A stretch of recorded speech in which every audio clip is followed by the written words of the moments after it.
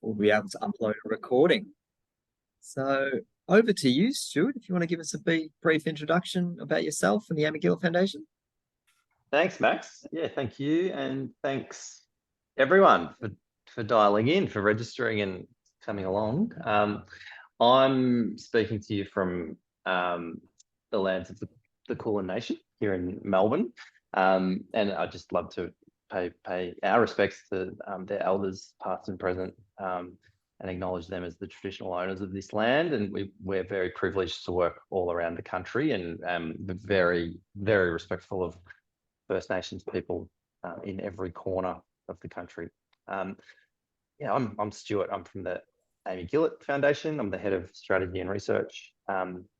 We are a cycling safety charity. So we've been in existence for around 18 years, following the tragic death of Amy Gillett in a crash back in 2005. That was the catalyst for the foundation starting, and our work is really centers on protecting people on bikes from trauma.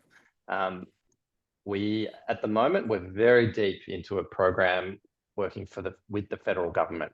It's called the Safe Cycling Program. It kind of looks like that. We've got a website, safecycling.org, which is hosting a lot of our activities. This training program that Safe System Solutions are running is a part of that program. So it really focuses on capability building within the sector. So we didn't pitch to the federal government to fund a new bridge or a new corridor. We pitched to them to fund a capability building program that can upskill all of you and hundreds of other people like you to go and do that work in every corner of the country. So we're pretty excited about it. We're very excited that the federal government are backing it and sort of backing active transport in this way. I'm going to pass over to Max, but I'll get in trouble if I don't mention BikeSpot. So there's another big jewel in the crown of our program, bikespot.org. If you go and have a look, you can drop a pin and say, when I'm on my bike, I feel safe here, or I don't feel safe here, and you can tell us why. All of that data is going to be public available. We're going to look at it. We're going to really focus on what it's telling us in the new year. So please get involved, share it with your communities, your peers, your families, your schools, whoever you think wants to drop a pin. So I know it's a bit of a shameless plug, but thanks again for getting involved. Really appreciate what you guys are all doing for cycling safety. Thanks. Thank you very much, Stuart, and no shame in plugging BikeSpot. It's a very, very cool tool, and I'd recommend anyone that is a regular cyclist to click on that, drop down some pins where you feel safe and unsafe. I've already done it for a few sites in my local network, and yeah, I got an email yesterday that AGF have already received about 9,000 data entry points, and it's only been about 2 weeks or something like that. So there's been serious participation from the community, which is excellent. So please do get involved, and thank you once again, Stu. It's lovely to have you on board. All right, so I will get stuck into some slides that will go through just the start of how we run this type of program and how webinar sessions work, as well as our learning management system. But just as Stu mentioned, I did also want to acknowledge the traditional custodians on the land that I'm gathered today, which is similarly on the Kulin Nation, and pay respect to those eldest past and present, and pay my respect to any First Nations people that may be joining us today. All right. Today's module will be focused all on off-road cycling facilities. So when we talk about best practice cycling infrastructure, generally what is considered the best outcome is if you can get bike paths completely away from the carriageway. So cyclists don't have to worry about, being near the traffic lanes and being near live traffic. They've just got completely dedicated separate facilities. Appreciate we don't always have, the lands available to be able to provide for that, but it's a really good starting point where, if we are trying to get more and more cyclists on our network, we know this is where cyclists feel most comfortable in riding, particularly those that, are new to cycling. This is the type of facility that they're really trying to champion. And the reason that we kind of include this as our first point of call. So we will be going through that in a lot of detail today. As I mentioned, we record all of our webinar sessions and we host the video recording of these sessions on our learning management system. The reason being, if you do need to duck out, to pick up the kids or, attend an urgent meeting or anything like that, we acknowledge that, the world continues around us, not just this one session that occurs. So, we just make sure that you've still got access to these resources if you do have to duck out early. But we do strongly encourage you to attend live, just so you can ask us any burning questions, and also to develop a bit of a rapport with your fellow peers in the chat function. So I wanted to briefly introduce Loretta, and I'll let her do a little hello. Hello, Loretta. Thank you. Hello, thank you. That's me. I'll be assisting today, sort of in the background, but training coordinator at Safe System Solutions. You would have received a lot of emails from perhaps my colleague Marissa, but we all sort of work as a team. Just wanted to point out, if there are any technical issues, you can reach out to me. I'll try and assist, but I always say first thing to do, restart, log out, log back in. So just try and do that, and hopefully that will refresh the system. Sometimes, some functions in Zoom may not work. It depends if you're using, like the web client or the browser. So that's also another thing to look out for. But you're here, and I'm hoping you can hear me all good and see me. It is a webinar as well, so we can't see or hear you. Unless, you really needed to sort of say something, you could raise your hand. So there is a little function there to raise your hand, but also there's two sort of different ways to interact with us. So firstly, there is the chat function, which I can see a lot of people have introduced themselves. So feel free to use that chat function. Ilse and I will be in the background sort of managing the chat and also the Q&A. So there's a question and answers function that you can use to ask those questions. So there are a lot of people on the webinar attending today, so we will do our very best to get to every question that you may have. And of course, if we don't know the answer or if we run out of time, we will definitely get back to you. So we'll park it and get back to you on that. But other than that, this presentation is also available in the learning management system. If you haven't logged in there yet, that's okay, but you would have received a link to log in. If you didn't receive that link or that email, please check your spam and your junk mail, because sometimes it does go in there. But if you really can't find it and you don't know how to log in, just shout out to me, send me a chat or an email at training@safesystemsolutions.com.au. And we'll help you out. That's all from me. Thanks. Excellent. Thank you, Loretta. And for those that haven't attended a Safe System Solutions course before, we do love to give out prizes. So if you answer a question that I pose, or you ask really interesting questions, and maybe get me thinking on the tops of my toes, you're a chance to win a prize. And Loretta will be keeping a record of those prize recipients. Once the course is completed and you've achieved your certificate of completion, we'll actually send you out those prizes. So that's a good incentive to get involved in the chat and ask lots of questions. Okay, we're also joined by my colleague Ilse, who I'll also take the floor. Hello, Ilse. Hello, Max. So my name is Ilse. I am a product engineer at Safe System Solutions. I do a lot of road safety design, road safety audits, and I'm also a avid cyclist commuter. So big passion for cycle safety. And so like Loretta said, I'll be answering some of those questions in the chat, and we'll be rudely interrupting Max to ask some of those questions live on air. So, yep, if you guys have questions, please drop them down. And if I miss one, please feel free to email Max or I, and we can get back to you on those as well. Yeah, that's it for me. Thank you, Ilsa. Yeah, my name is Max McArdle, for those that I haven't met.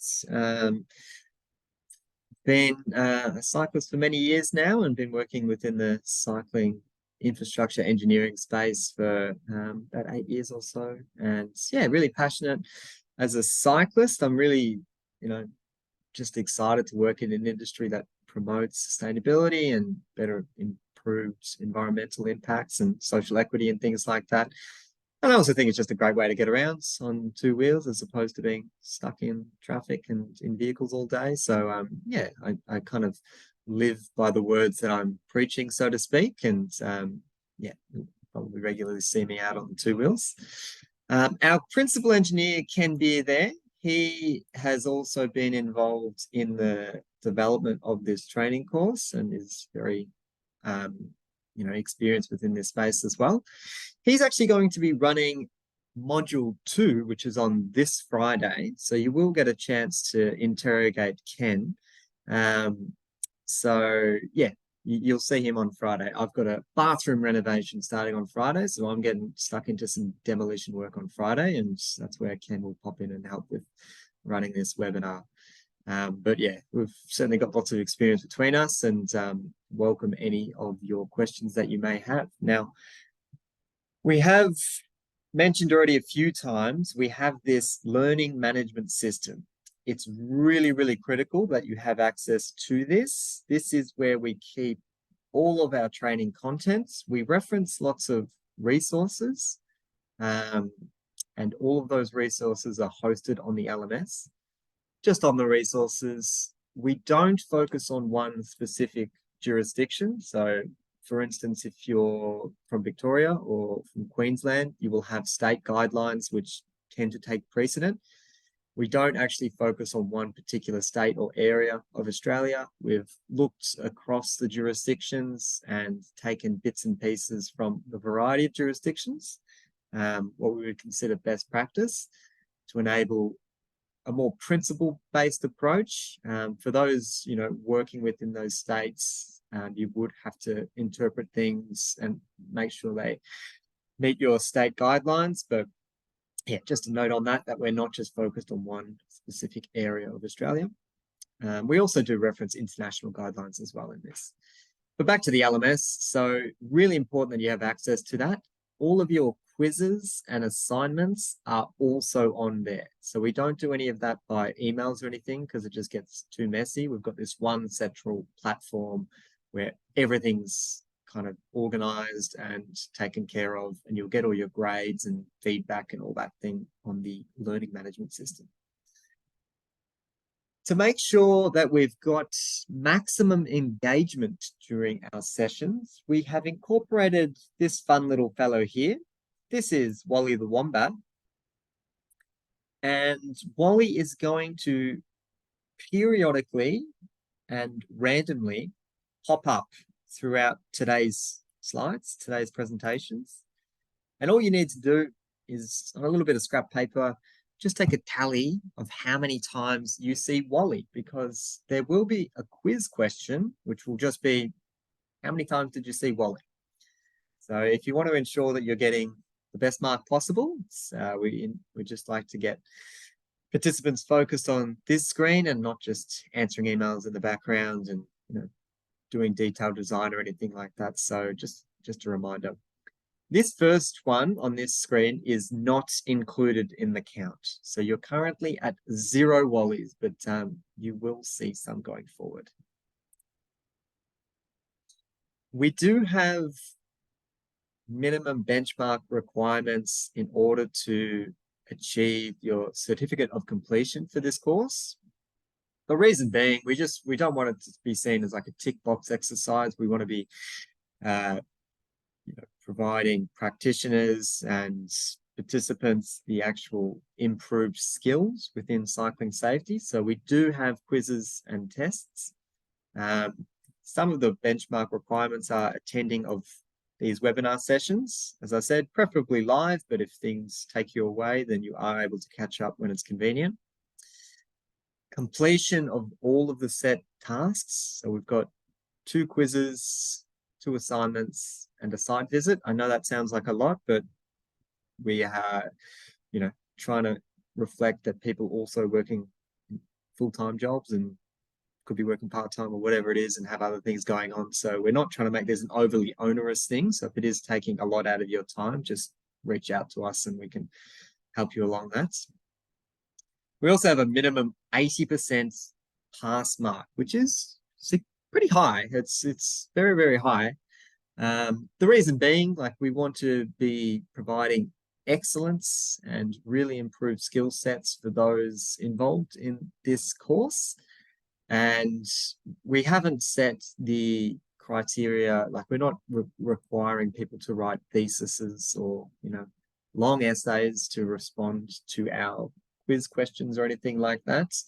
It's really just the fundamentals and getting the correct terminology and things like that. So generally we find people able to get that 80% on the first go, but we do allow up to 3 attempts. So if you are not achieving that pass mark, just reach out. We're happy to provide some tips to ensure that you get that. But if we are failing participants, we kind of see that as a failure on ourselves as teachers, as we haven't clearly communicated those particular aspects as well as we could have. Now, Loretta, if we could launch the first poll of the day. So what you will see momentarily is a little text box open up on your screen. And it's just a personal reflection. We don't have any kind of say in this. It's just whatever you personally think. So it says, please rate your level of cycling infrastructure knowledge. And there's 4 tiers: very knowledgeable, aware but don't know much, not aware. As I said, this isn't going towards any kind of, we're not grading you on this or anything like that, so don't be too stressed if you're tossing up between 1 or 2 of the answers. We're just interested to see a snapshot of how our participants currently rate their skill set. I'll let that go on in the background and just continue with today's agenda.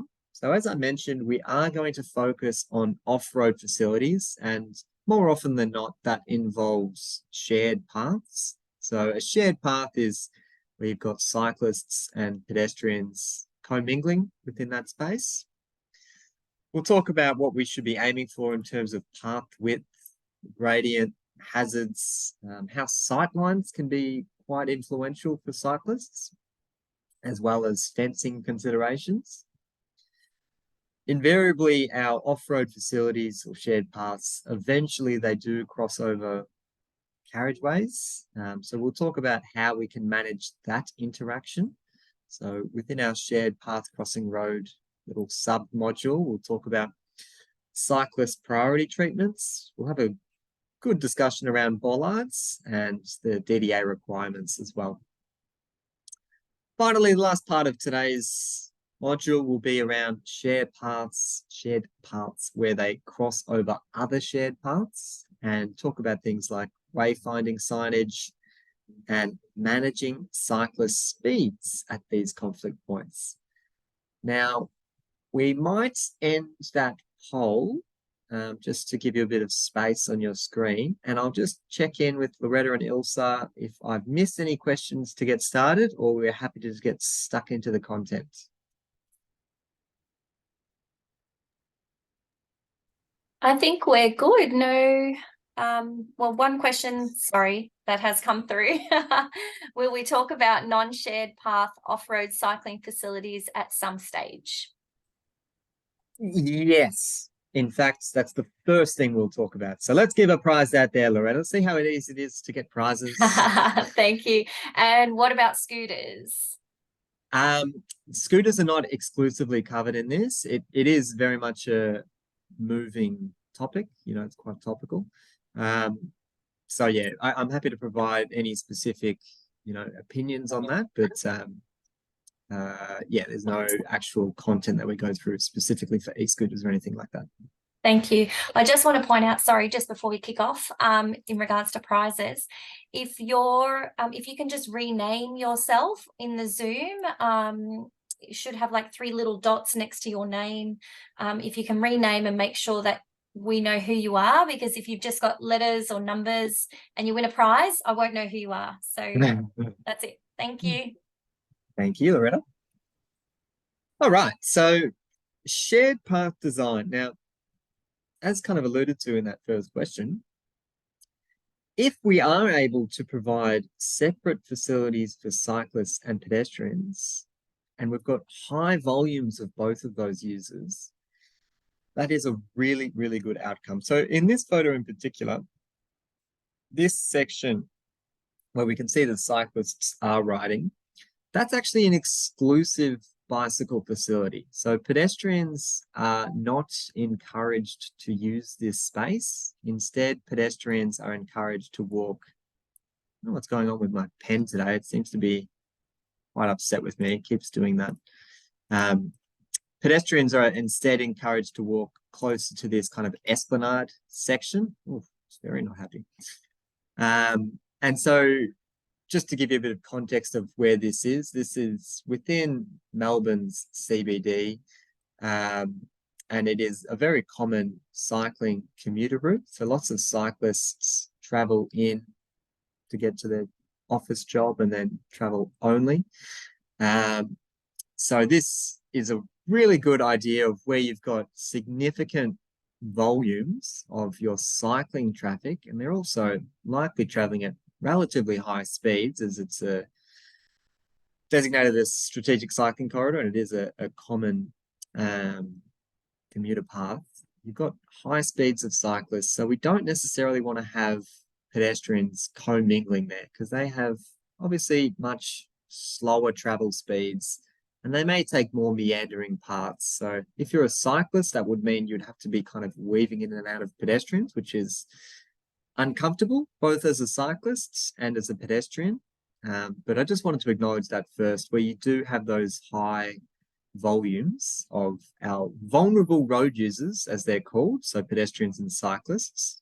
It's a really good principle to separate those two road users. Now, if you're actually looking at some figures to help support that strategic decision, this is out of the Austroads Guide to Road Design Part 6A.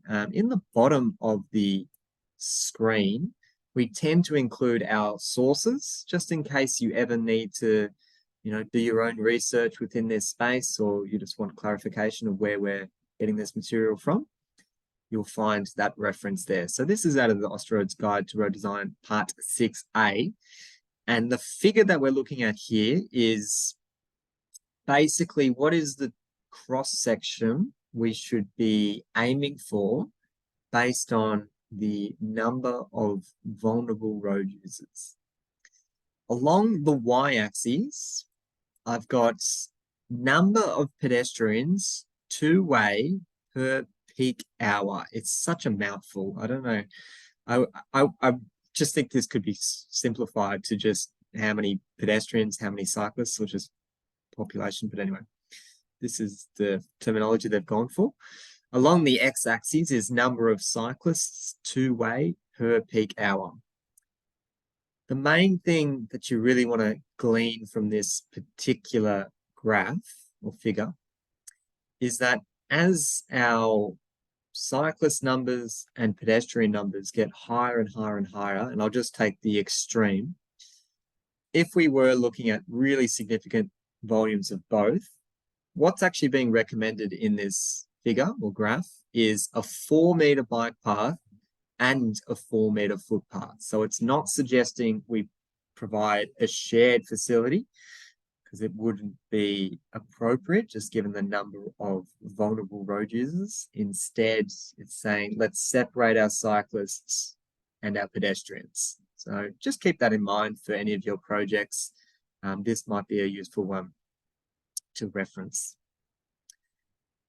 Another quite common way that we determine our cycling widths or shared paths widths is using this table here And I'm not a massive fan of this one because the actual terminology between these three categories, which are local access path, regional path, recreational path, the way that it is defined within the Austroads Guide is actually fairly vague. So there's opportunity for the practitioner, the person reading, to interpret exactly what their path type is. So I wouldn't necessarily say that we should always be going straight to this one and just adopting whatever numbers out of this table, because as I said, there is a degree of subjectivity to it, but just at a principle level, a local access path shown in this image on the left-hand side is really only going to provide limited number of pedestrian and cyclist volumes, probably just connecting into a residential area. And it's not really for a through function or significant movement of cyclists. So I think you can also think of it as like a local network, you know, like how we would consider our typical road use hierarchy. Think of this as like a local street. The thing that I did want to point out with this particular example is you can see the minimum width that they're proposing within the local access path is a 2 meter width. And personally, I think that is very narrow. That really doesn't provide a great level of service for pedestrians or cyclists. In fact, in this example, you can see this is about 2 meters wide here, and you've got two pedestrians walking side by side, and then there's no room for the cyclists. And also, if you've got hazards like, you know, that utility pole and the fence here, that just narrows the environment even further. So although it may be a 2 meter width, because you've got those hazards, that's actually, you know, pinching things even smaller or even more narrow. So not a big fan of just adopting the minimum there. Really have a good think about how your users would actually interact with that environment and what is adjacent that shared path as well. A regional path, the one shown in the middle here, it does have a bit more of a commuter or throughput function. So you would be expecting higher volumes here. And the way that it differs from a recreational path is mainly around the adjacent land use. So a recreational path tends to have things like parks or playgrounds where you'll have other types of users, you know, parents with prams and things like that, accessing the area. And they also may have particular needs and requirements. But as I said, the actual terms are not incredibly well defined, and there is opportunity to be able to interpret things slightly differently depending on who's reading the scenario. Okay. Loretta. Thanks, Max. So just a couple of questions that have come through. Yeah. Lots of chat going on, which is great. But the first one is the increase in cycle lane widths to allow for riders to ride a two abreast? Yes, it's mostly just to ensure that as a cyclist is riding through, and if there were a slower cyclist, there's ability to overtake. And if there's also those higher volumes, there's more opportunity for cyclists to kind of, you know, weave in and out without being so constrained that there's no space to be able to achieve that, and you're kind of stuck behind a slow walking pedestrian or a slow cyclist or things like that. So it's just to create a more comfortable environment for both pedestrians and cyclists. Thank you. I hope that answered that one. Do you have any definitions for the path hierarchy? Just the ones that I said then, but if you go to the Austroads Guide to Road Design Part 6A, you can have a look at the glossary there. And as I said, it's fairly vague. Thank you. No problem. So another important consideration with our shared path is our gradients. We do know that as things get too steep,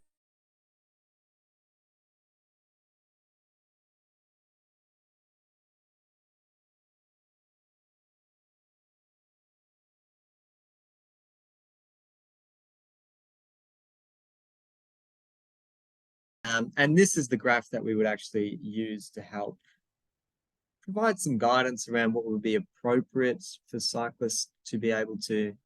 Oh, did I just freeze? You did, but you're back now, so hopefully, yeah, it was very brief. Okay, Thanks. that's right. So yes, we use this graph to be able to set kind of benchmarks of what would be appropriate for cyclists to comfortably ride up. So along the y-axis, we've got our length of the gradients, and x is our gradient, which is just the steepness. Main thing that you'll take out of this is as our gradient gets significantly steeper, we want to provide a smaller and smaller section of that. So you don't want people riding for long lengths of very steep sections because they may not use that facility at all. So just as an example, if I had a 10% grade, that is very, very steep. Well, for me, it is at least. It's saying that an desirable length of the gradient would be around the 10-meter mark, which is not very far. So just a useful little tool there to be able to determine what would be appropriate. It's also important to have a think about, well, if cyclists are riding up a hill, presumably if it's a shared path at some stage, they'll be riding in the opposite direction and riding downhill. There's actually a note within Austroads that says that gradients steeper than 5% should not be provided for downhill cyclists. So that kind of throws out that previous figure because basically cyclists are able to pick up too much speed. And what's really critical is, actually I might throw this out to the group. This is an example where I have got a overpass structure that's being used to get shared path users across this carriageway. And you can see that there is a ramp that's bringing cyclists back down to, you know, the verge level there. Are there any things that you can think of to do with the gradient? So for a cyclist that's riding downhill at this location, anything that you can think of that could be of particular concern or of a risk that, you know, you think you might need to bring up if you were reviewing this design or something like that? This is a bit of a loaded question because I happen to be involved in reviewing this design.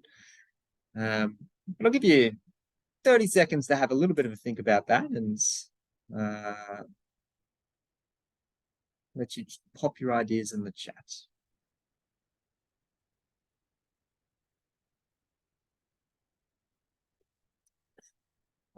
Hopefully I don't freeze again. That was strange.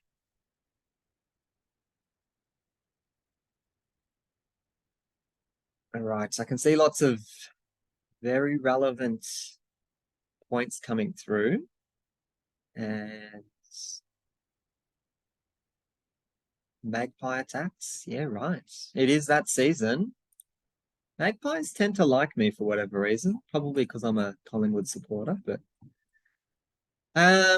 okay. The specific answer that I'm looking for, and I do agree with a lot of them. So in terms of the ramp grades, you are required to ensure that you're still meeting DDA requirements. So you need to have like a ramp and then a flat landing, then a ramp, flat landing. That is actually achieved in this photo. It's very difficult to tell, but there are landings in here. I can't tell you exactly if it's 100% compliant, but it was included as part of the design. But the thing in particular that I wanted to mention, was at the bottom of this ramp. You can't actually see it.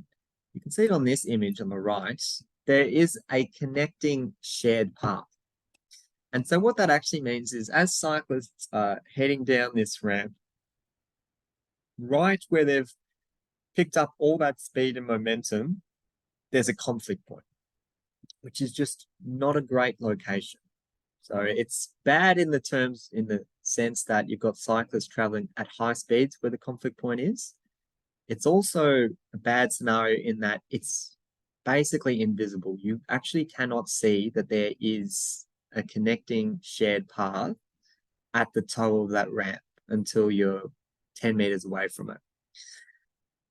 So in reviewing this design, this was picked up as a risk.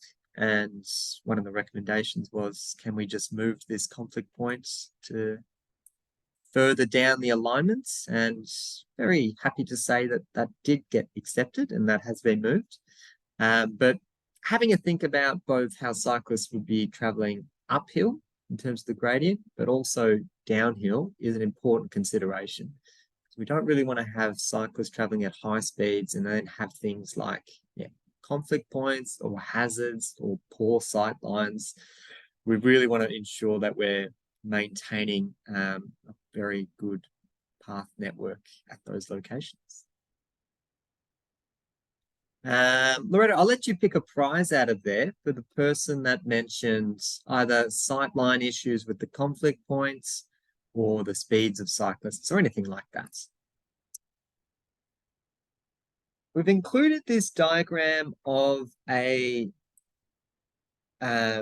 cyclist's operating width. So similar to how for a general vehicle, we would have an operating width, or a heavy vehicle would provide particular dimensions. A cyclist also has one. The kind of operating width that we take is about 1 meter.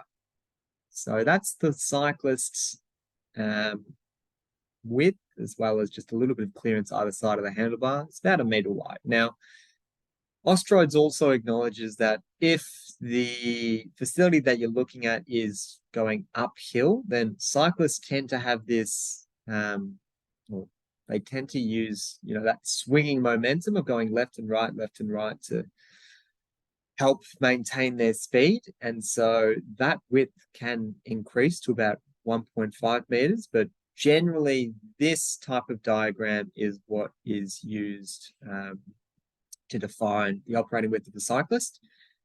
There's many different figures that represent this. So if your jurisdiction looks slightly different, that's okay. Just use your jurisdictions. They're more or less the same value. So that 1 meter is quite important. The other thing of note is cyclists have a head clearance, particularly where they're riding under structures. So it could be underneath roads or anything like that. It's a 200 mil clearance from the top of their head level, which is 2.2 meters. The other important thing to note is the clearance that we would accept from the edge of their operating width to any hazards. We would tend to use this 0.5 meter where it says desirable. I would say that is the benchmark. The 200 mil or 0.2 minimum there, that would be more for if that specific feature is frangible, so it's designed to be struck and it's not going to knock a cyclist off, or it features something that is going to ensure that the cyclist is not going to become destabilized, or it's going to be low enough to the ground that it's not going to be considered a hazard. So that's really only where you'd use the 200 mil, but anything from the 0.5 meter within that envelope is generally considered to be a hazard if it's fixed or rigid. Now, in terms of the practicality, how do you actually measure that? Generally, what we do is if you've got your shared path, and I'm trying to use my finger and see if that stops this weird thing. So if you've got your shared path there, the way you would typically measure it is you take your edge of your shared path and just do a 0.5 meter offset from that. Anything within that 0.5 meter offset that is fixed and rigid, that could be classified as a hazard for cyclists. Anything outside that is not considered as significant. Some of the common hazards that we do have here within the cycling realm for shared paths. I'm going to continue using my finger. That seems to be working for some reason. What you could call, roadside furniture, or obviously shared path furniture, things like bins. This is a perfect example of where we could have just relocated that bin poles so that it's not in the middle of the path or not blocking the shared path. Just flipping that around would have been a very wise decision. Pretty common to see drop-off points adjacent shared paths. So this is where we can see the full depth of this concrete path that just hasn't been backfilled. So you've got that drop-off. If you're on a commuter bike, like what is being shown in this photo, and you are, coming off the path at this location, it's incredibly unlikely that you will be able to get back onto the path. So you're probably going to be falling off, and just given the size of all these rocks, you're going to become destabilized, and it's actually like a little bit of a wetland area there. So you're probably going to get a bit wet. Really, sensible solution and probably not that difficult to imagine, not that innovative, is just ensuring that this is all battered up. So you've got some type of fill material, so you don't have to worry about having that exposed drop off. You've just got a nice smooth runoff area there. Another quite common hazard are our utility poles that are, in this particular instance, it's actually quite well hidden by the vegetation and things like that. And as I mentioned before, how we would actually measure or definitively describe whether that is a hazard or not is would take a measurement from the edge of the path to where that hazard is.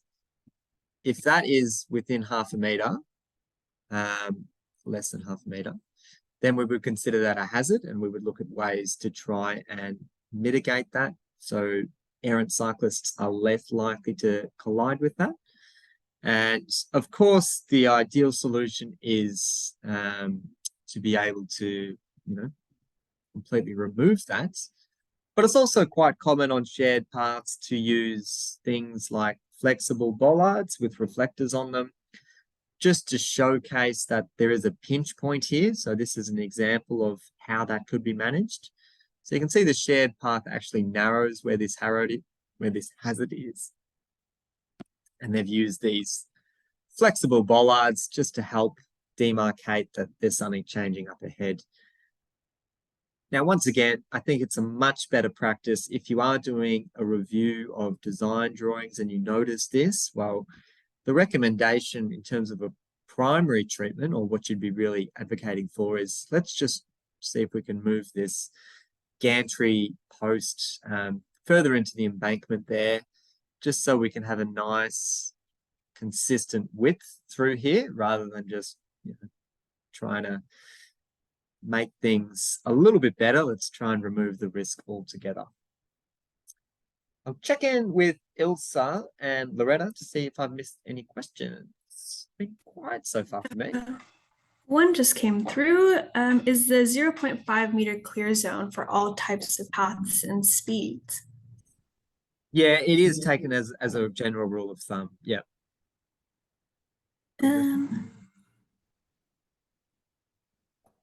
Has the rolled top curb been used to accommodate the narrow path? Is this for this image, I would assume?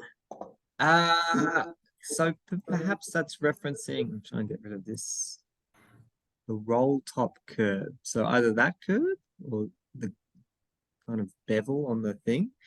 I think that kind of semi-mountable curb was just part of the shared path. I'm not sure it had to do with that pinch point in particular.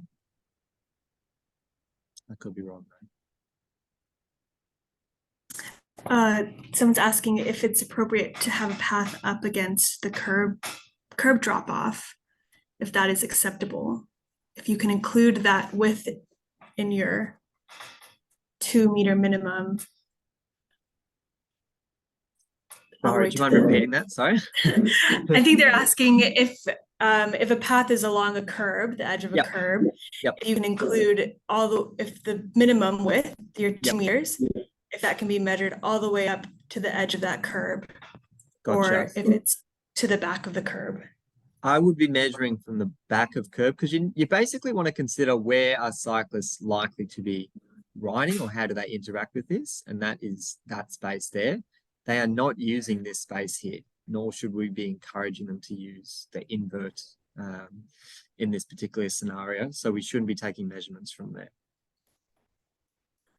Think that's for now. Good. No worries. Okay, I'll keep going. So for those very interested in the detailed design of shared paths, just wanted to make a quick note that there are sightline calculations specifically for cyclists. So you may have done sightline calculations for, stopping sight distances for vehicles, or intersection sight distances, minimum sight distances, all those types of calculations. Well, there's also specific calcs just for cyclists, both horizontal and vertical geometry. And they do follow incredibly similar calculations as those other ones that I mentioned. So you'll be considering things like what's the speed of your cyclists, coefficient of friction. So you always take worst case scenario, which would be in wet conditions, and then the grade as well. And that will let you calculate, well, how much distance does a cyclist require if they are to, notice a particular hazard on the shared path? Are they able to stop in time before colliding with that hazard? So just a note there that you are able to do those calculations for cyclists. And the reason that is important is if, for instance, we're considering our horizontal geometry, this cyclist that is being shown on the image here may encounter a hazard on the shared path. The hazard could be a significant, pothole in the shared path, or it could be a tree that's fallen down, is blocking access, things like that. And so it's important to make sure that you've got that line of sight so that cyclists can adequately stop before colliding with that, and then exacerbating that, risk even further. So that's the reason that we do these kind of design checks. And just as an example, this is a shared path. It may not look like one, but this is a sealed surface. This is asphalt. And this vegetation has grown and grown and grown over the years. And as you can see, it is blocking sight lines for anything that may be around that corner. So ideally, you'd be looking at either planting these types of shrubs further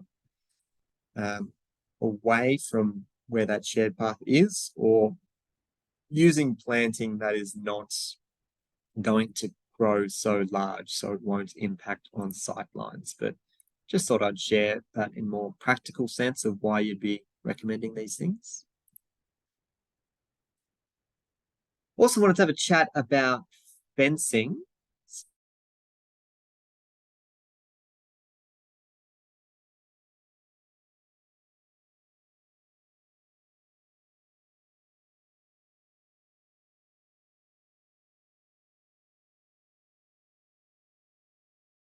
Finding the level. Oh, you did freeze again. Sorry. Hopefully I'm coming back. I think you're good now. Yeah. Yeah? Okay. Yeah. That's weird. I just got a message saying my internet is unstable. So it happens, I think, temporarily, but it's only a very small time. So all good. Okay. Thanks, Max. Thank you, Loretta. Fingers crossed. Let's keep going. So yeah, I was just mentioning, if you're in Queensland, TMR does have their own specific guidance on how they define the level of risk and when putting in a fence is required, which is above and beyond what we're going through here, but most jurisdictions still refer to this. First thing I'll mention is they've got two different classifications for our fence types. One is referred to as a partial barrier fence. The other is a full barrier fence. I'll show you exactly the differences between the two. And the two kind of considerations used are if there is a vertical drop, like that drop off that I showed in an image prior, or if there's a really significant gradient adjacent the shared path. So think like a cliff, if there's something really, really steep, that's when you might need to put in a fence. So the way that you actually read this is, just to show you the first kind of row here, where X, which is the distance between your edge of the shared path to that drop-off point, if that is less than 2 meters and Y, which is the height of your drop-off, is less than 250 mil, it's saying that a fence is not required with the asterisks. And the asterisk is saying just what I mentioned before, that, well, we're not going to worry about a fence. Let's just fill this in with material, you know, an aggregate or sand or whatever you've got. It's like that is a better solution than putting in a fence, because we can manage the risk in that way.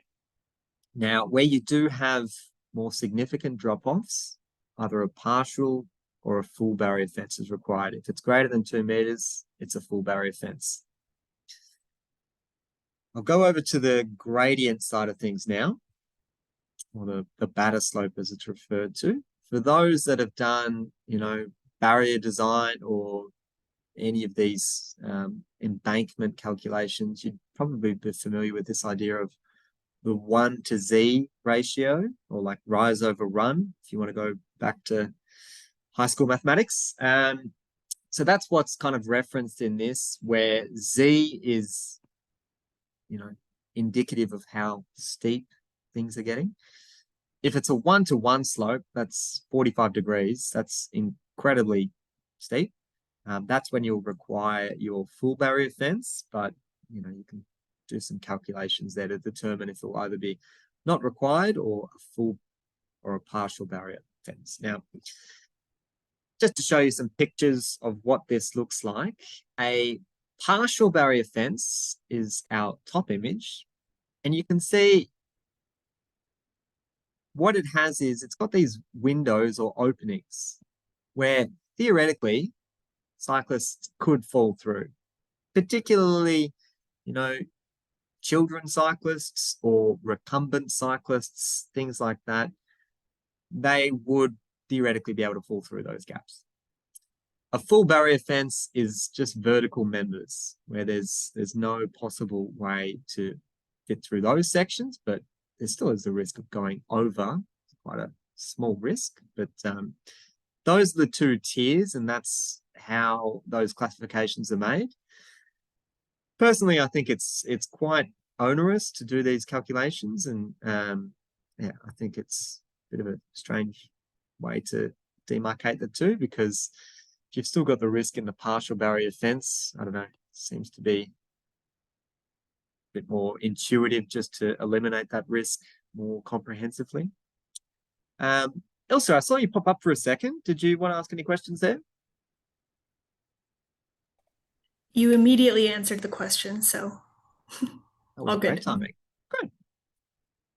The common design feature in both of these fences is, if we look at our cross section, this smooth rail or smooth deflection rail, and that's really, really critical. So it's also referred to as cycle-friendly fencing. And the reason it is referred to as that, because this smooth feature juts out. So as a cyclist, if they were to become errant and veering away from the path, if they're to collide with the fence, they're actually going to collide with this smooth rail. They're not going to collide with any of the brackets or any of the vertical members. They've got this smooth horizontal rail. And it's deliberately designed so a cyclist, when they sit on their bicycle, it hits their shoulder to their elbow, someplace in that arm. It makes them a lot more likely to be able to maintain control and, you know, reduces the risk of them falling off their bike. So it's got those two real key advantages. It's got you're reducing the risk of handlebars getting snagged on any of those brackets or any of those vertical features. And if a cyclist is to become errant and collide with the fence, they've got this smooth rail where hopefully they can maintain control, and they've got an ability just to dissipate some of their energy as they're going across as well. So cycle-friendly fencing is a really good one. If you are doing any fencing across your shared path networks. Just including that as part of your brief is a bit of a suggestion there. Ilsa.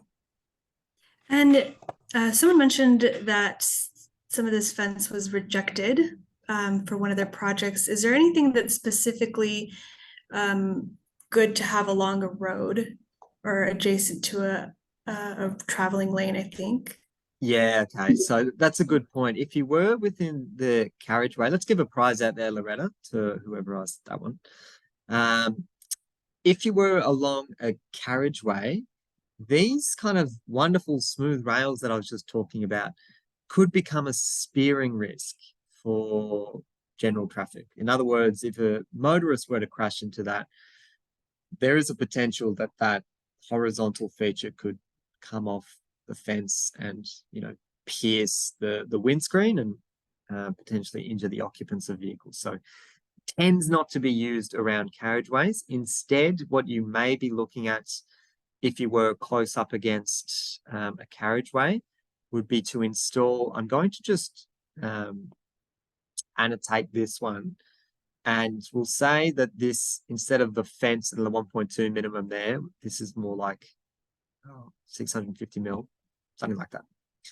What you would do is you'd put a barrier system in on that side where there could be vehicles, and on this side as well, you may do a back-to-back barrier system, just so cyclists don't collide with that post. Or if they're going to fall off their bike and they collide with that post, that's a pretty serious injury. Like, that's just a blunt metal object. So we've seen multiple examples of where you've got the shared path near the carriageway to use a guardrail type product and do it as a back-to-back. So both the carriageway and the shared path is protected. Good question, though. So just to kind of sum up on this topic here, on fencing, we do like longitudinal fences with rounded posts and smooth features. Don't really like fences that curve in towards the shared path. We didn't really touch on it before, but also fences that can be quite low. What I think about there is like planter boxes. They can be considered a hazard. So if they are within that half meter that I spoke about before, and they mainly are an issue where they can strike a cyclist's pedal. Once again, just another opportunity where cyclists may then become destabilized or fall from their bike or roll an ankle or things like that. So it's something that we also tend to avoid. Now, we are about halfway through our module, so I'm going to let you all have a bit of a break. I've gone through a lot of content, so please take, let's do 4 minutes. Well, actually, it will say 1:04 on my clock. So it could be 2:04 or 10:04, where it depends where you're calling in from. But we'll come back in about 4 minutes, and I'll just give you a chance to get some water, have a cup of tea or a coffee, go for a stretch, and we'll get stuck into it shortly. Hopefully get a chance to have a stretch and you're ready to get back into some cycling infrastructure. I'll just double check I haven't missed any questions from Ilsa and Loretta.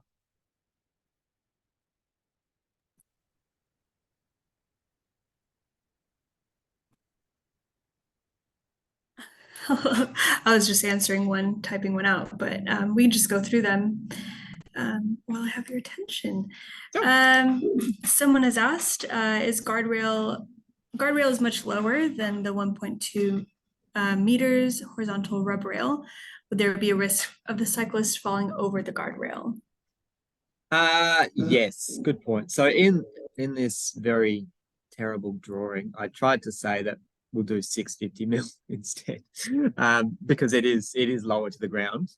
And yes, it could be considered a hazard itself, but if you are concerned about errant vehicles accessing the adjacent shared path, that's generally the best solution that you've got, because we know that barrier systems do a wonderful job in shielding errant vehicles. So just like anything, you've got to kind of risk assess and what's a better outcome, having nothing there or and something that could be a hazard for cyclists. And I think putting them as a back-to-back feature, if a cyclist were to collide with that, it's a better outcome than one of those posts that are, as I mentioned, just a blunt metal object.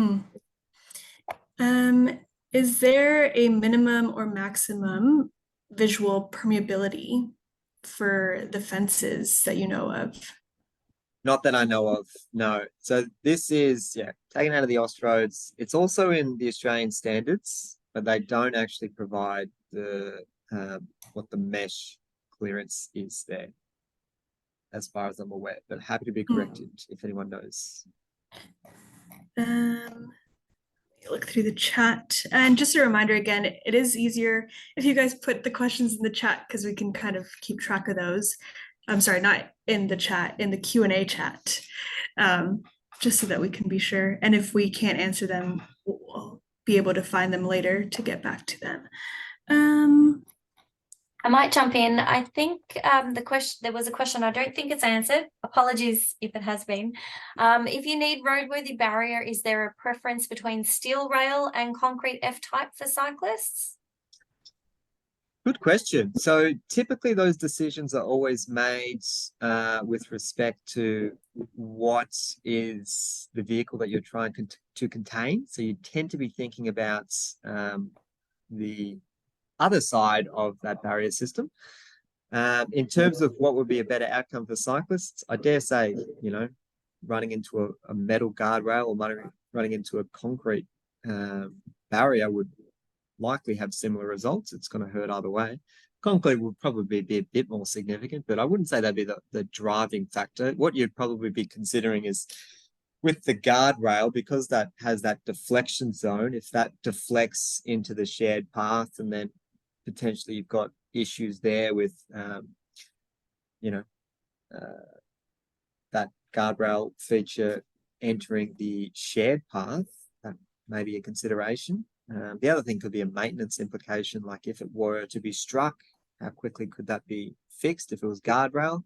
If it were to be struck as a concrete barrier, you don't necessarily need to go out and patch that up immediately because it's likely going to have going to be okay. So it's a good question. Let's give a prize out for the barrier question there, Loretta, please.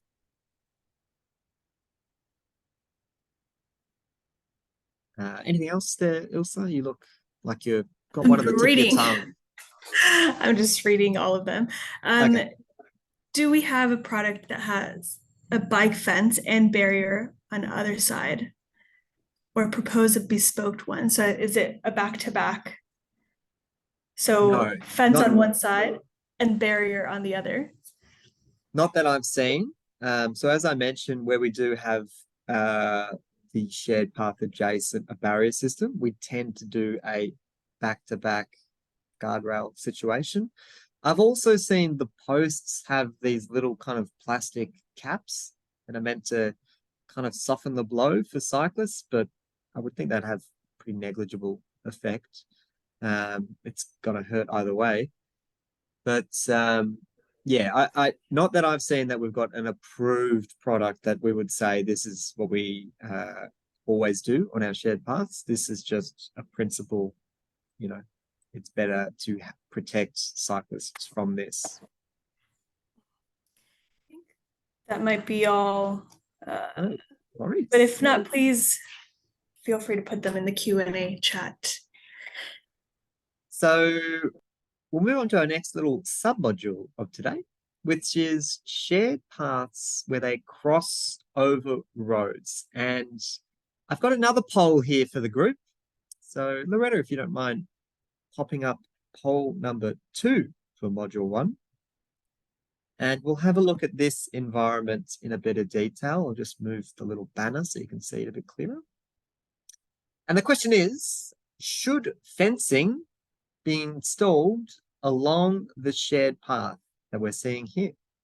So just to clarify, I'll try and draw this out and hopefully it doesn't get too angry at me. Do you reckon we should do a fence kind of like this? That's not too bad. Do we need a fence at this location for the shared path? is what that question is answering. Once again, you are not being marked on this poll, so just pop in your answer. There's no stress to get it right or wrong. We've had a lot of interest in the fencing content today, so this is a very pertinent question. I'll give you 10 seconds to complete that one, and then we'll end the poll. All right, 5 more seconds. 3, 2, 1. We'll end the poll and share it there. And we are getting the majority saying that no fence would not be required. And I tend to agree. I probably wouldn't be putting it in this area. For those that did say yes, you might be thinking, well, you did tell me before that anything within that half-meter edge of the shared path could be a hazard. So maybe you're worried about this signpost. I didn't tell you the clearance to that. But yeah, generally just looking at this image, I would think that's a relatively safe area adjacent the shared path. So there's no steep embankments and there's no drop-offs that we can see. So I tend to agree that we wouldn't be putting a fence there. But anyway, the reason that I wanted to include this image is just to show how we can manage share paths where they are crossing over a road. And in this instance, you can see the shared path is raised. So cyclists and pedestrians have this one continuous level going through here. And cyclists and pedestrians also have right of way, or they have priority. So if you're a vehicle, just to give you context of this exact site, this is a divided carriageway and the shared path is in the median. There's quite a lot going on at this site. There's also some light rail or tram tracks either side of this. It's a very big median here. And vehicles that want to cross over here, so they could be crossed here. There's a hold line. There's a stop sign. So it's not even give way, it says stop. Vehicles are forced to yield to our cyclists and pedestrians, which is just a really, really smart way of doing things. So whenever we do have shared path crossing roads, undeniably our best case scenario is we can slow down vehicles and we can award the priority to pedestrians and cyclists, because it's a lot more comfortable for cyclists to just have this continuous, surface where they can continue to just travel at a constant speed, as opposed to having to slow down, give way, at each crossing point, each conflict area. It's an uncomfortable experience. So awarding that priority to cyclists is a very big win. Now, I've got some other examples of how this may look for our shared paths crossing over roads. The one on the left, I'm going to call example 1. The one on the right, I'm going to call example 2. My preference is number 1. They are both raised shared crossing points. They both give priority to pedestrians and cyclists, but my preference is number 1. In the chat, pop down your suggestions as to why you think I would be advocating for number 1.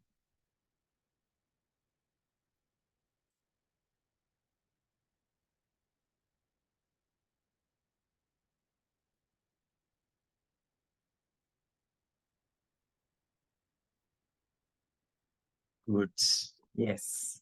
Lots of good questions. The one on the left is taken from Melbourne on the Capital City Trail, very popular route. The one on the right is from the Brisbane Bicentennial Bikeway. So 2 different jurisdictions. You can also see that the way that things are signed and the pavement marking is different. In Victoria, we use a yellow for a shared crossing. All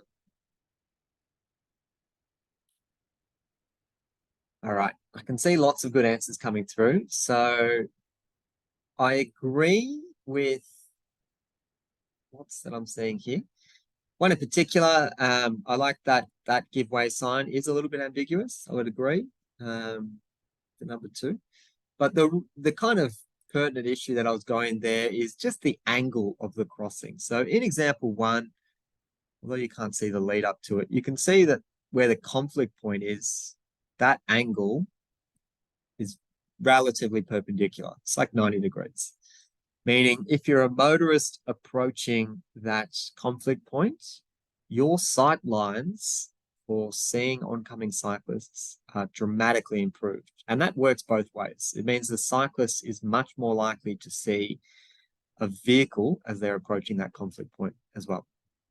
In example 2, if you imagine yourself cycling along here, turning right, and you're at this point here, it's incredibly difficult for you to be able to turn your neck and look behind you to see if there's any oncoming vehicles. Admittedly, yes, they should be giving way, but they may not acknowledge the signs there. They may not be doing so. So you do like to have that reassurance that that is being maintained. And just to show you what this particular site looks like on the ground, you can actually see quite a lot of skid marks occurring for cyclists at this locations, indicating that perhaps at the last moment they are required to dramatically slow down because that vehicle has not been giving way. So just wanted to show that as a, what we would consider best practice is if we can make those crossing points perpendicular or as close as possible to 90 degrees, we're dramatically going to improve our sight lines and make it easier for both motorists and cyclists to be able to see each other. So Loretta, let's give a prize out to, I saw it a few times there, so we'll give it to the 3rd person who mentioned the angles of those 2 different examples. The reason I give it out to the 3rd person is because some people are just naturally faster at typing things, and I don't like to always give them the benefit of that. So I'll give it out to the 3rd person that mentioned that.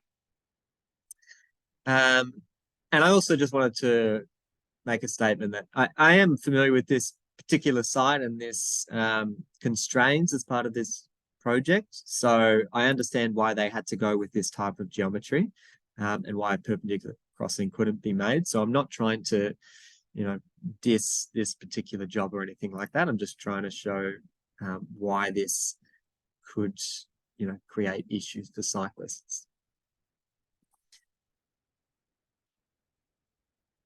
Where we do have shared paths crossing over roads, it is incredibly common to implement some of these guys, our bollards. Now, I'm sure you've heard lots of opinions or feedback from the cycling community about bollards.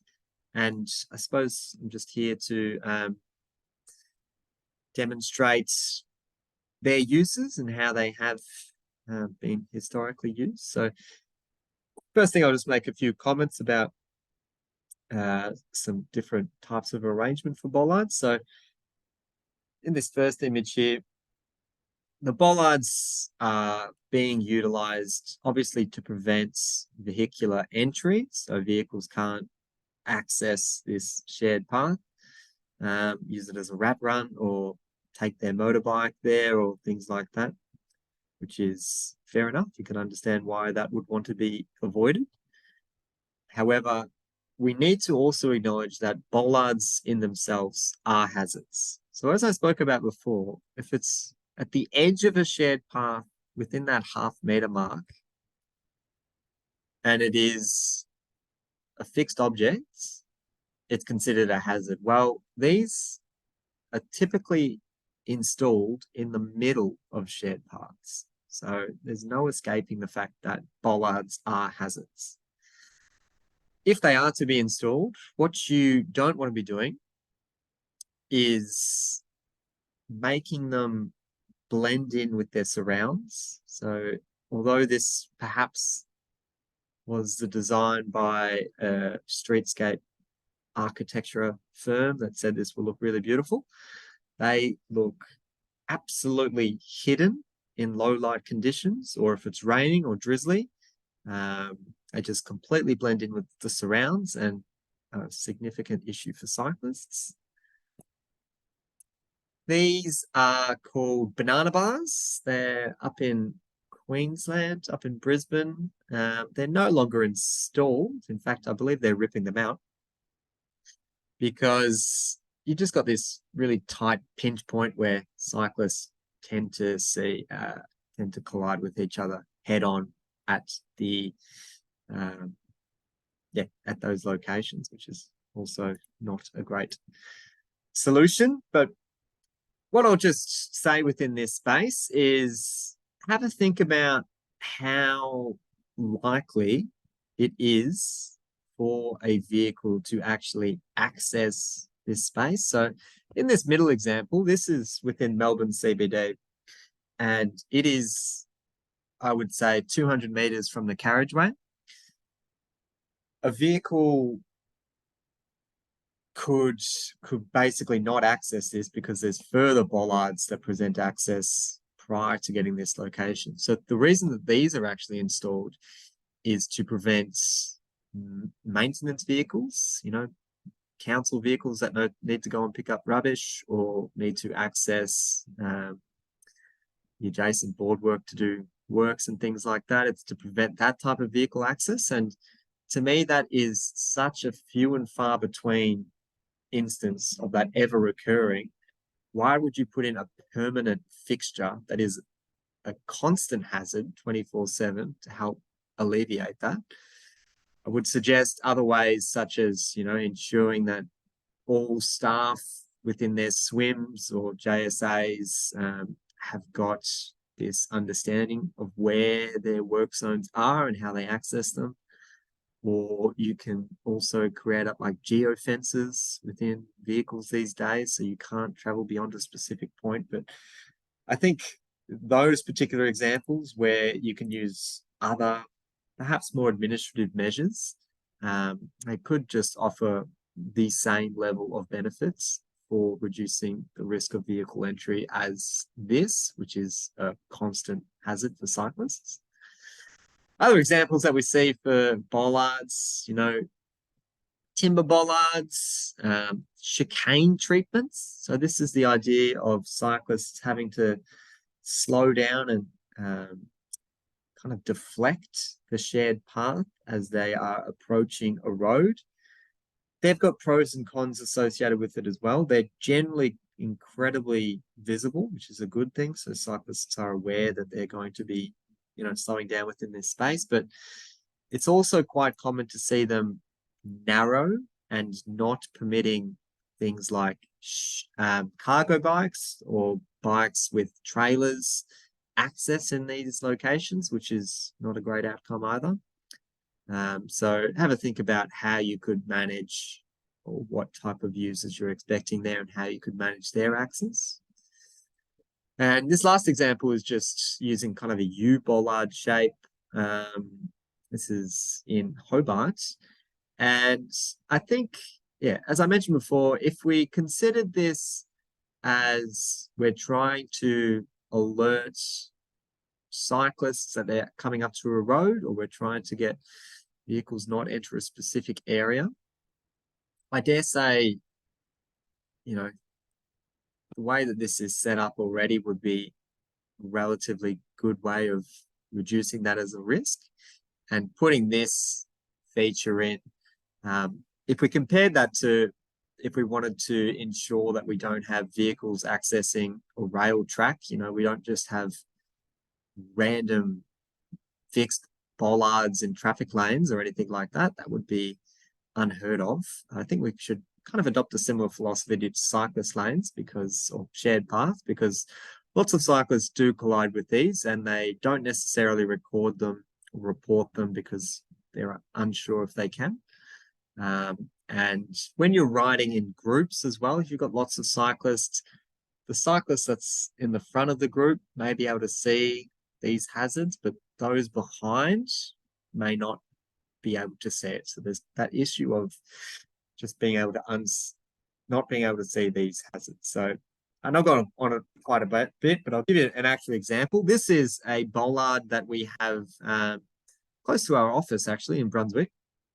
And as you can see, it's been hit many, many times over the years. It's a really, really popular commuter cyclist route. It runs along a train line. And this fellow here, his name is Andrew, he actually hit this one day and managed to break 3 bones in his wrist and some facial injuries and things like that. Had to call the ambulance to come and pick him up. It took about 40 minutes. And whilst waiting for the ambulance to arrive, he witnessed 3 other cyclists hit that same bollard. So we've got 1 reported crash, which is when this individual was hospitalized. We've got a record of that occurring. The other 3, we do not have records of. We don't know that ever occurred because cyclists don't tend to report these things and they don't know how. So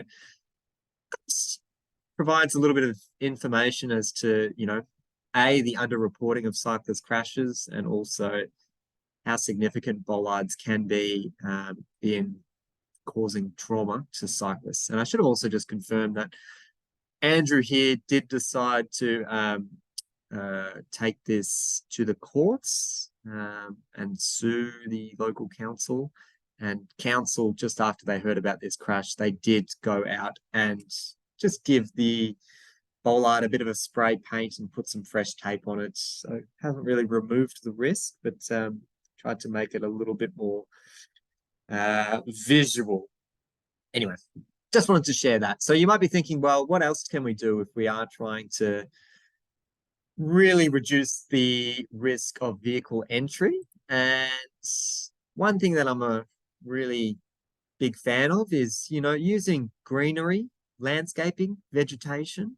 I think that's a really, really good way to help reduce the risk of vehicle entry. So we've got this diagram here, which shows what this general arrangement may look like. Another way to look at it is it's just a splitter island. Just how we would treat a local street approaching a major thoroughfare.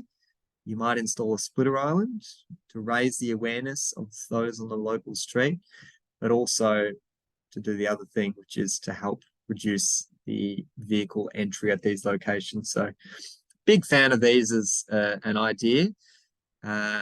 It's a lot clearer for cyclists because they can see where the edge of their lane is and where they need to travel.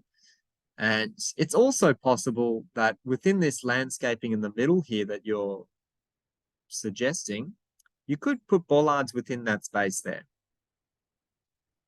Particularly if you're able to maintain 0.5 meter either side until where the shared path is. That might be a good way to manage that. Loretta. Thanks. Lots of discussion on that one actually with the bollard. But yeah, the biggest probably question is why was the bollard there in the first place? Yeah. So I think it just historically across that shared path that was shown. So it's the upfield bike path for those that are interested. And basically along that path, which was, I don't know when that was constructed, many, many years ago. That was just the way that lots of the interactions with carriageways were designed. Just put a bollard there so that we don't have any vehicles using this as opposed to the arterial, which is, maybe 100 meters away, because the arterial gets quite busy. So perhaps it was thought, well, I'm a bit nervous that vehicles might use this path to use. Such a narrow path, though. I just think it's such a low risk that vehicles would do that. But yeah, I think it's just historically. And actually, as you see more of this shared path that has been reconstructed over the years, because we've done lots of level crossing removal projects and things like that, and built new station precincts and things like that, you'll see that the bollards are not included in those sections. So I do think it's just kind of a hangover of how things used to be typically installed. And we now are getting into a space of acknowledging that, well, we can't just put a bollard there and think that's our job done. Like, you are affecting the safety for cyclists by doing that. Ilsa. I thought this was a good question. Is there any specific volume or speed that would justify installing a raised shared path treatment at a road? The answer to that is no. We don't tend to use metrics all that much to help prioritize what could be considered a best practice outcome for your community. With saying that, there's obviously a degree of, pragmatic or practical viewing of things. So if you're in a completely regional area where you don't have any cyclist or pedestrian traffic, and you're saying that I really want to spend $2.5 million to grade separate this location, well, you probably get a lot of questions about why you'd be investing money there.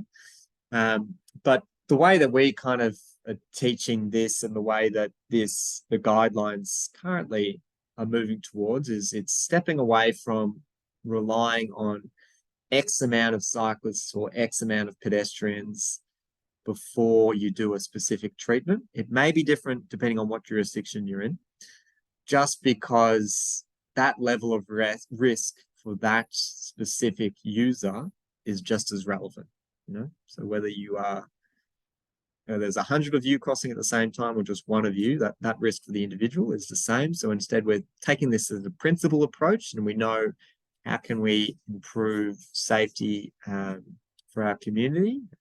That's how we kind of get to these things. So yeah, there does need to be a bit of professional judgment still.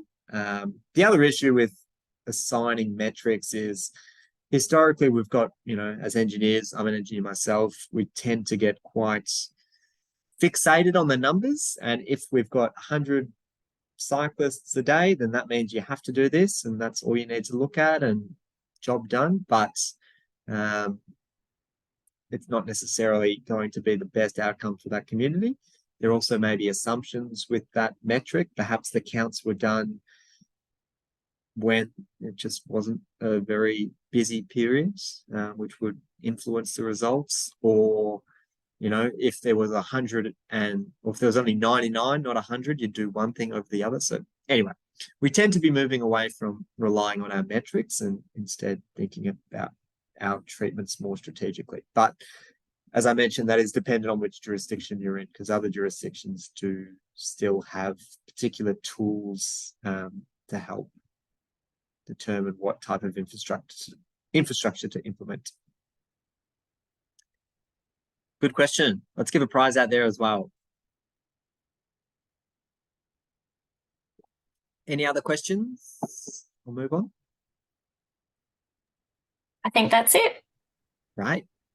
I'm really surprised that my finger is working so much better than the mouse for all the arrows and things. It's awesome.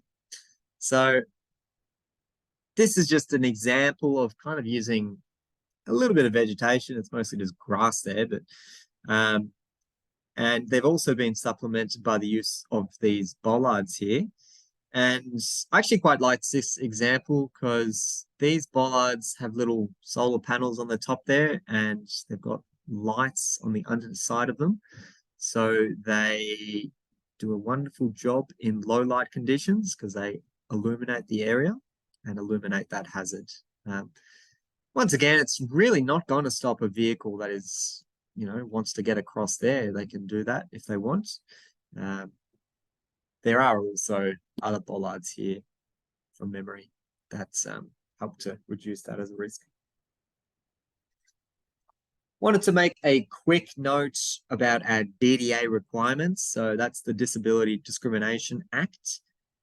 They still need to be adhered to as part of your shared path design. So when we talk about things like the gradients, we had a talk before about providing landings and things like that. that is still required as part of your shared path design. So have a think about that.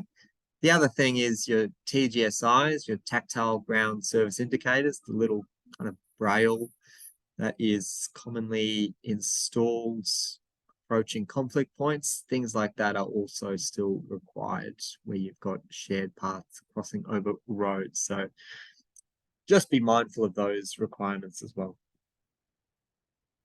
All right, I've got a little segment here, which I like to call What's Wrong with This Photo? And I've got a very confused looking cyclist there. And the question is, what's wrong with this photo? So pop into the chat anything that you think is peculiar or needs to be perhaps investigated as part of this photo. I'll get rid of that cyclist so you can have a clearer look at this. The Serenity is beautiful there. I agree. Let's give a prize out to the Serenity. You also get prizes if you make me laugh. So feel free to try any of your jokes on me. I'm completely supportive. All right. Let's see. I've got lots of no signs. Priority is unclear. Needs some shade. Priority, please. Yes, no priority. Who gives way? No clear direction. No yield signs. Wow, yes. Wonderful. Got lost. More magpies. This is a terrific example and one I can share anecdotally. I was actually riding this route as part of an audit, and I got to this point here and I literally had no idea where to go next because it is a fork in the road and there's no direction signage whatsoever. So yes, we'll give a prize out, Loretta, to the, let's say, fourth person that mentioned the lack of signs. I would have loved to have seen, you know, just a nice simple sign there which says this way goes to the library and this way goes to the hotel or whatever it is. Because it's just really inconvenient as a cyclist to have to get off your bike and I had to check my phone and check my maps to see which way was which. It's just, yeah, frustrating. So wayfinding is not something that we collectively in Australia do an exceptionally good job at. And moreover, we actually have different jurisdictional guidance. So depending on where you're from, the way that you actually sign these things may look differently. So it's a little bit frustrating, both at the practitioner level, because you need to reflect on what your jurisdiction, both could be at a state level or at a local government area council level. But also it's frustrating as a user of the network because you may see one type of sign and then as you cross over a council boundary, that signage configuration may look slightly different, which is very frustrating. So yeah, we'll give a prize out to the fourth person that mentioned this signage there. But also just to clarify what that priority is suggesting there is, yes, that is completely ambiguous. Who gives way to who? You would treat this similar to how we would treat our kind of transport network. If you've had any work done at any of your Y intersections, what you would do is you would assign a priority leg and then make one of them your minor leg. So in this example, say I know that this is a more common route. What I'd be trying to do is perhaps squaring up the other leg. So bring the path out like here. And then installing like a hold line. And then my sign there would have to move, obviously. Installing a hold line, grassing in all that section there. And clearly articulating which one of those legs has right of way. So you can really think about the shared path network as being quite similar to our broader, vehicle transport network. a lot of those principles still apply. We want to make sure that we've got great sight lines where there's conflict points. We want to make sure that where there are conflict points, a clear right of way is articulated. So we can use give way, stop signs, all those types of line marking treatments. So those same principles that we learnt, in traffic engineering modules are very much applicable to our shared path network. They're just smaller. Now, Austroads did release a research report on bicycle wayfinding. I think that tends to speak volumes of how poorly we tend to do things, both in Australia and New Zealand, for our wayfinding, that Austroads identified this as an opportunity to improve things. So if you are getting involved in this space, it is it's a good reference to get your hands on. Here's just one example of how things may look for your signs. So clearly using a distinct color there. In this instance, the color blue is being used. You can see the symbol of the bicycle indicating that this is where cyclists are, focusing their attention. Then distances as well as key locations for them. So it's not like this is incredibly challenging things to be writing up or designing. It's more these things tend to be seen as a bit of an afterthought and not necessarily always included within design plans or not actually installed on the ground. We look overseas. This is in Copenhagen on the left here. Really common way to actually demarcate their routes is just via numbering. So rather than have to put destinations on every single sign, if you're writing route number 2 there, you know that that goes from the central train station to their old market town, and you just follow number 2 all the way and you know you're safe. So it's a really good way, particularly if you've got cyclists who may not be fluent in the language that you are in. I'm a big fan of using numbers instead of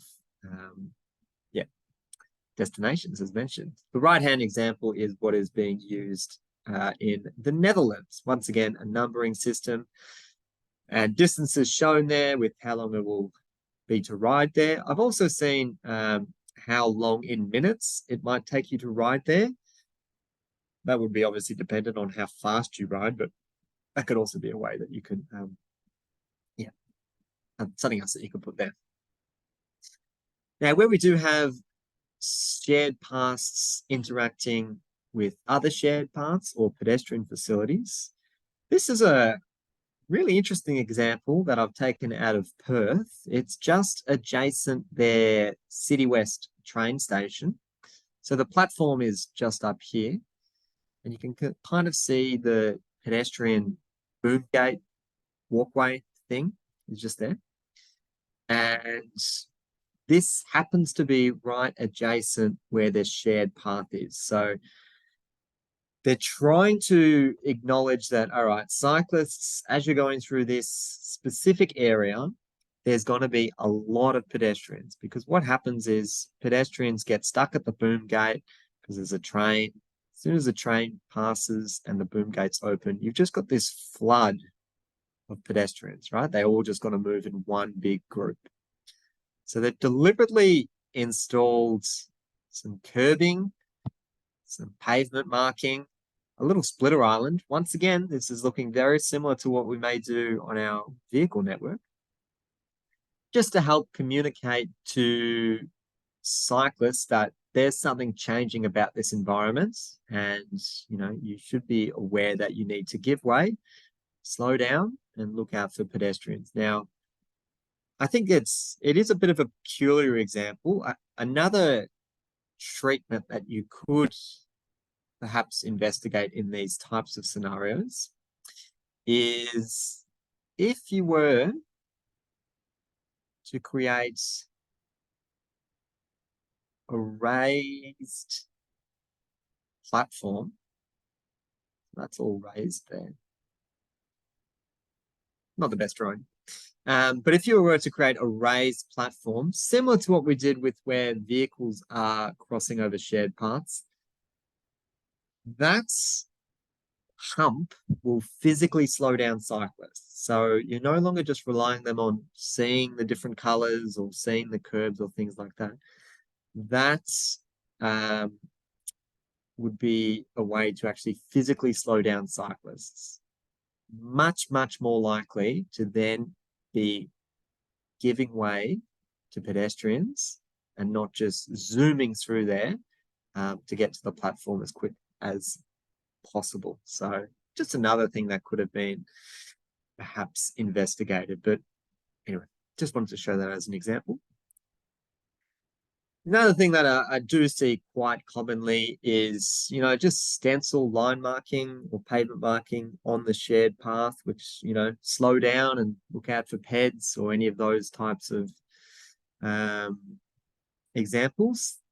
I don't think that they offer a great deal of behavioral change. I don't think that cyclists really slow down or give way to pedestrians based on those types of randomly dotted little things.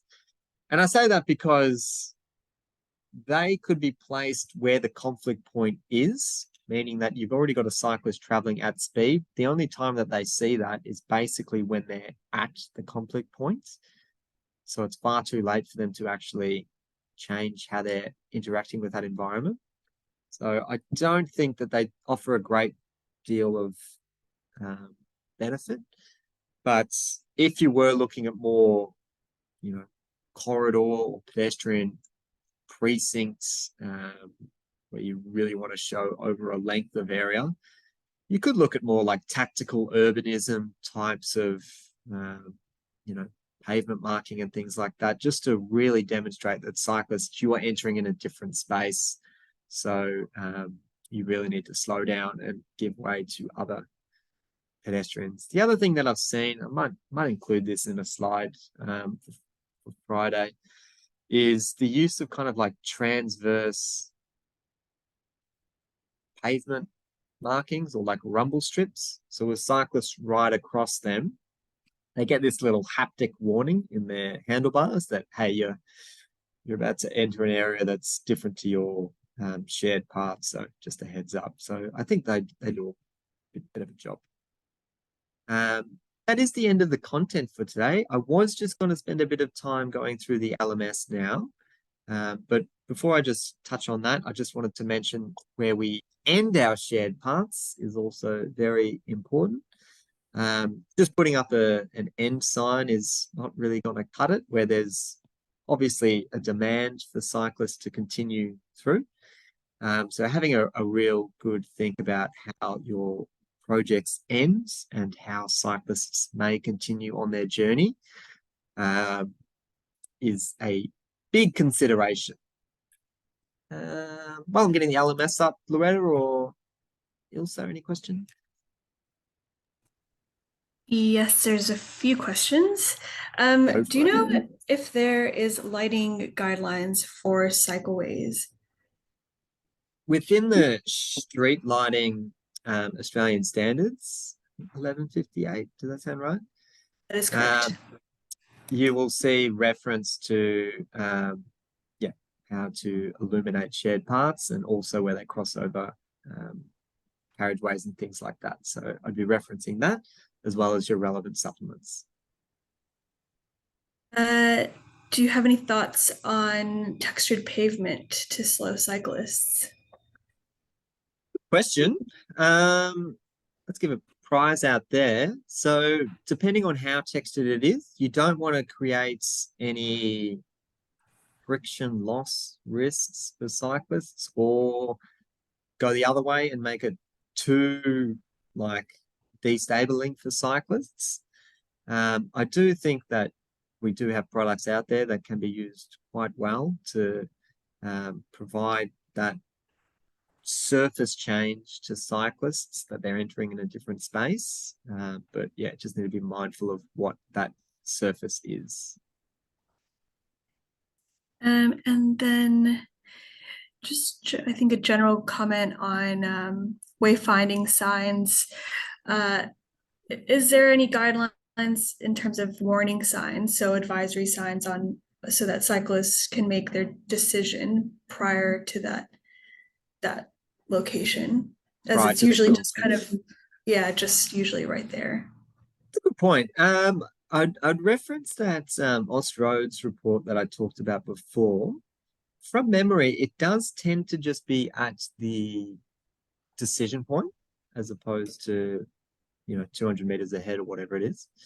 But in saying that, you may also have the term for it where it's like constant reinforcement that you're on the right path. So you may have, you're 10 kilometers away from the local attraction, 5 kilometers, 3 kilometers, just so cyclists have a comfort in knowing that they're not gone off the wrong path or anything like that. But yeah, in terms of the exact guidance, I'd double check that report to see if there's any specific mention of when to be installing advanced warning. And then someone's asking about the offset of shared paths to travel lanes. I have only seen that for on-street cycle lanes. I'm not sure if you've seen that for shared paths. So, I mean, just at a principle level, the further you can push the shared path away from your carriageway, the more comfortable it will be for cyclists not riding up against the live traffic lane. I think that's pretty readily understood. In saying that, we have numerous situations where we've got either a protected bicycle lane, which could be quite a narrow separation between a traffic lane and a cyclist. We also have numerous situations where we've got cyclists riding on the road. So we've really got the full, possible offsets there. We've got 0 meters to as far as you possibly can get. And at a principal level, yeah, if you can provide as much offset between the edge of your traffic lane and the shared path, that would be the best outcome.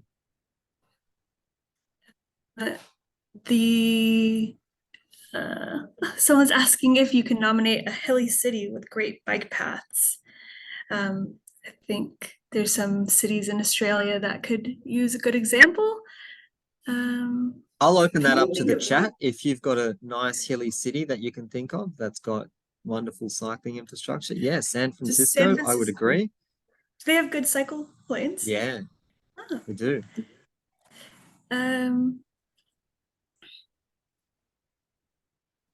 Sorry, just reading the new ones that are coming in.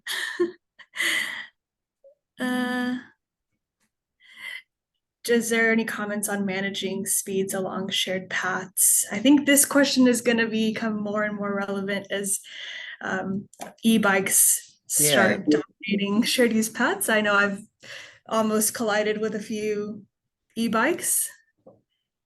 Yeah, I mean, it's a great question. Certainly lots of councils have adopted specific signage, to help get that message out there that it is a shared path. It's not just a bicycle path where you can ride as fast as you like. And even those little signs that say, ring your bell to let pedestrians know that you're approaching and things like that. I think they do improve things a little bit, but as with anything behavioral, it's very difficult to actually measure those types of campaigns and how successful they are. And also, it's also very difficult to influence people within those environments as well. So in a perfect world, you'd have these shared paths that to some extent enforce this idea of I cannot travel fast here because there's so many other users that I need to be mindful of. But just like our transport network, we have a 40-kilometer street that I'm just here adjacent at the moment, and at night time people would be traveling much faster than that, despite what the sign says and despite what the road environment says. And I think that's probably a similar story to our shared paths. So in a roundabout way, I'm saying it's quite difficult to really be able to enforce that. Yeah. Um, offsets from car parking lanes. I think we'll talk about that when we talk about on-street Yeah, cycle lanes. that might get covered in the next module. I'll just run through this LMS, Ilsa, and then I'm happy to answer any questions when I. People are very keen for it. That's fair enough. That's fine. I love all the questions. Keep them coming. But I just wanted to show the LMS so you have an idea of what you're looking at here. Thank you to those who have already said hello in the introductions. It's lovely to meet you. Pop down a brief introduction for those that haven't, and just so you can say hello to all your other peers. We've got this resources tab where, as I mentioned, we've got all of our reference documents and resources. So everything that you need, everything that we reference in the slides is located in there. There's a link to the Safe Cycling website that Stu mentioned at the start of the session, as well as another resource, Global Designing Cities Initiative, that we regularly reference. There's also a video there that you can watch. The reason that we haven't actually included that as part of the resources is because you need to put in your details of where you're from and things like that. And we just think it's nice for them to have that information. So we didn't bother just, keeping it on our LMS. You'll just need to fill that in yourself. But anyway, you don't need to do that. It's just if you're interested in that. Module 1, which is what we've gone through today, we have got the Safe Cycling Infrastructure Training presentation. So the slides that I just went through there. We've got a 360-degree video. And if you click on this one here, it's actually going to take you to a YouTube, which is 360-degree. And if you're watching it on your PC, you can click and drag your mouse around, and you'll be able to have a look at everything that's going around you, as well as the birds up in the sky and things like that. And you'll see Ken and I there have a little chat around cycling facilities and then go through some examples. So please, we ask you to watch that before our session on Friday. And we'll also get you to complete our Module 1 quiz. So if you click on this quiz here and you'll click Attempt Quiz Now, it'll get you stuck straight into it. As I said, you've got 3 attempts to be able to complete that, but if you need a hand at all, we're there to help you. So please reach out if you're struggling with any of the contents or not sure why you're getting it wrong. That was all about the LMS. So I'm happy to take any final questions. We've got 2 minutes left.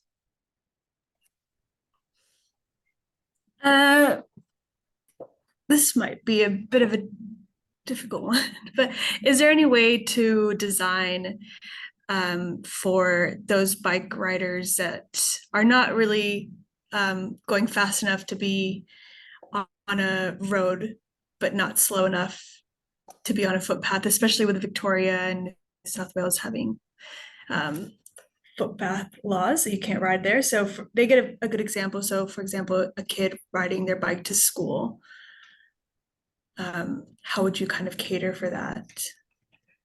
Yeah, I mean, I think, Victoria and New South Wales are a bit peculiar, and we're unlike the other jurisdictions that enable adults to ride on footpaths.